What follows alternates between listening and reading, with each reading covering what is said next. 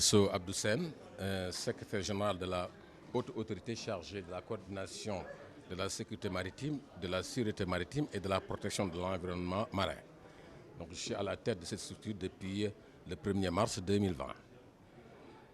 Il faut tout d'abord souligner que ce séminaire constitue une étape importante dans le processus de mise en place de mécanismes normatifs et opérationnels de prise en charge des problématiques de pollution en mer par déversement accidentel d'hydrocarbures.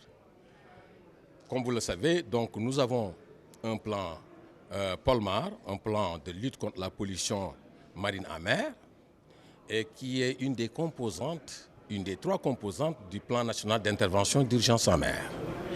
Mais ce plan prend en charge la pollution en haute mer, loin des côtes.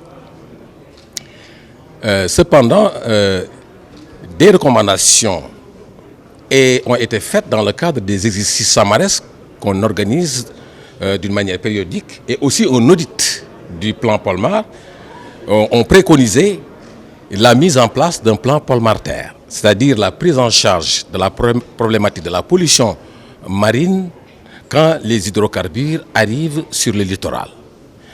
Vous savez très bien que la gestion de la pollution à haute mer n'est pas la même que sur le littoral, parce que la gestion de la pollution sur le littoral fait intervenir les collectivités locales, l'administration territoriale, les communautés de pêche, de pêcheurs, les gens de mer en général et la société civile. Vous savez, nous sommes une structure de coordination interministérielle. Nous sommes toujours dans cette démarche inclusive et participative de prise en charge des situations d'urgence. Donc, nous avons un comité national de coordination qui prend en charge, qui regroupe toutes les administrations compétentes en mer, et aussi ce comité est ouvert à d'autres acteurs pour prendre en charge les problématiques en général de sécurité maritime. Donc, nous sommes toujours dans cette dynamique inclusive et participative, fondamentalement interministérielle, parce que nous sommes une structure de coordination interministérielle. Vous savez, le Sénégal a déjà mis en place des mécanismes normatifs et opérationnels bien avant l'exploitation du pétrole et du gaz offshore. Donc nous étions dans l'anticipation. C'est vrai qu'il y a une nouvelle donne dans l'environnement marin qui est l'exploitation imminente du pétrole et du gaz. Et ça, nous avons besoin effectivement de renforcer notre posture nationale. Et donc nous avons fait un inventaire des gaps capacitaires et structurels, et nous sommes en train de mettre en place des mesures qui nous permettront de combler ces gaps capacitaires. Mais nous étions déjà dans l'action pour faire face à une pollution en mer.